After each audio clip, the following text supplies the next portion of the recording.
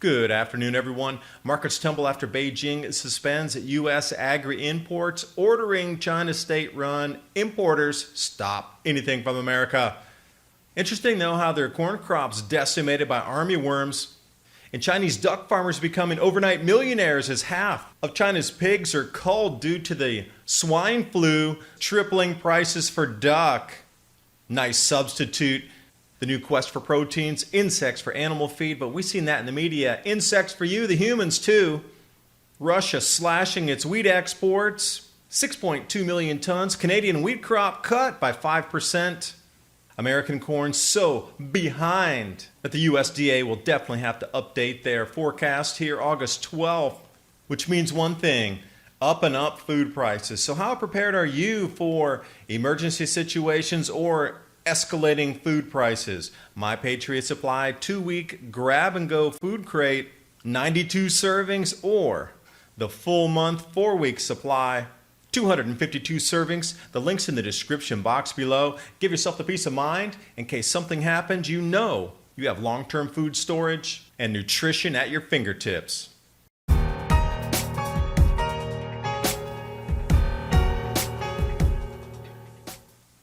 The distraction story of the week. Markets tumble after Beijing suspends U.S. agri-imports.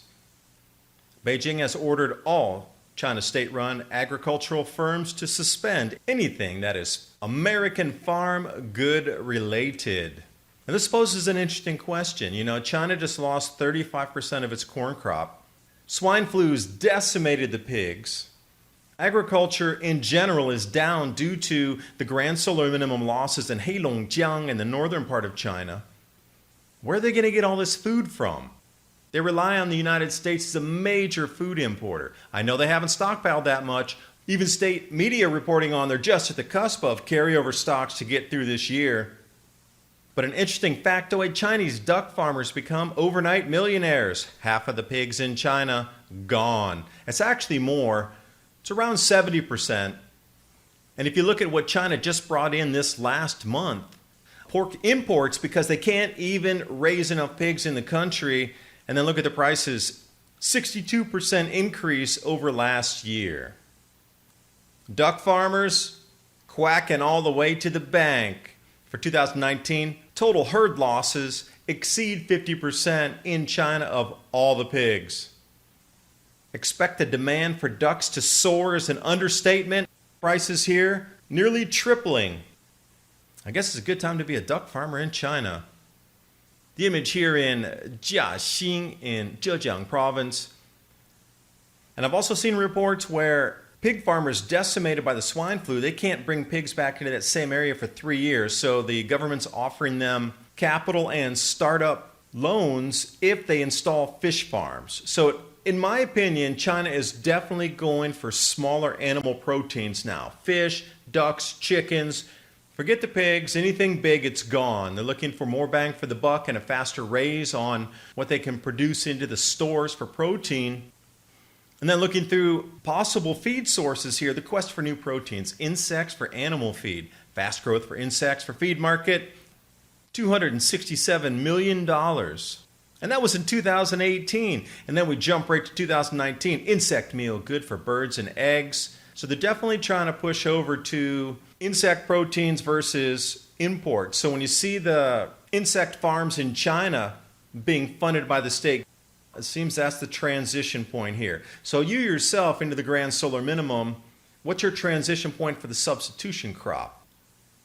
Insect, 20 million grant from the European Commission, and 3.7 billion euros to build out their facilities for insect production. 3.5 million euro insect project as well. This is the Netherlands coming in, taking some insect management course.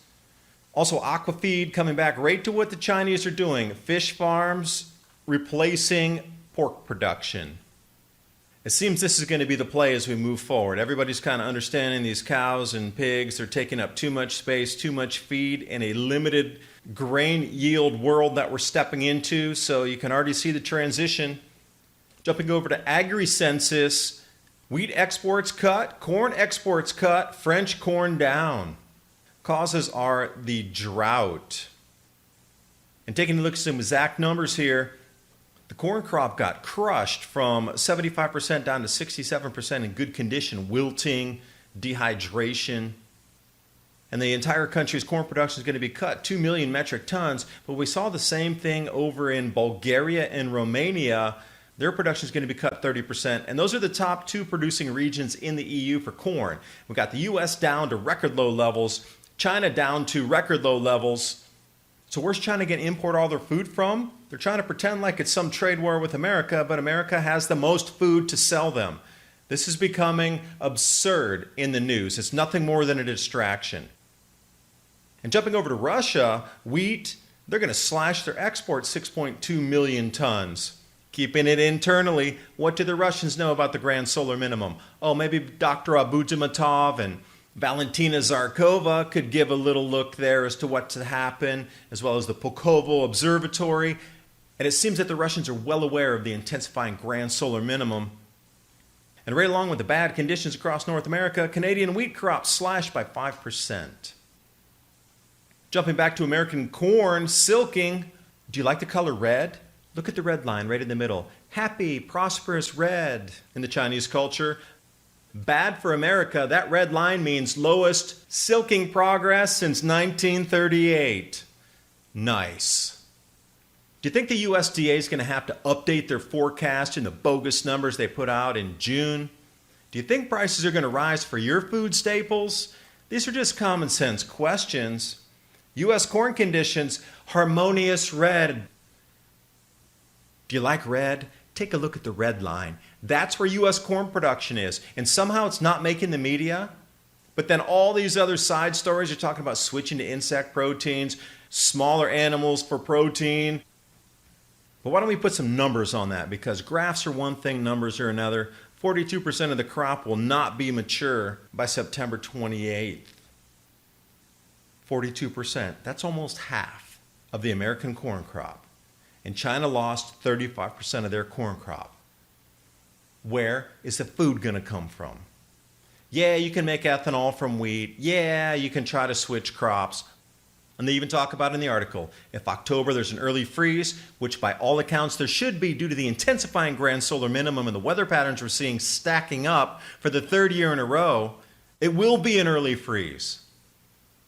And finally, the USDA comes out and says, oh, our June report did not reflect the actual conditions in the field, meaning we lied or we put out a bogus report due to pressure from somebody else so we won't spook the markets and we won't spook you, the American public and the global public, that your food prices are going to rise indefinitely from this year forward. But don't worry, they're going to put out solid numbers this report, right? You can trust the USDA now.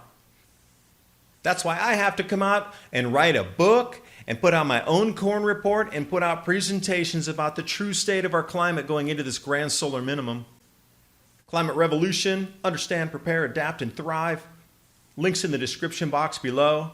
And I wish you the best of luck in your preparations, because our governments across this planet are not telling us, and they're distracting us with these absurd media headlines. And it seems that opposing powers are complicit to keep both of their societies in the dark.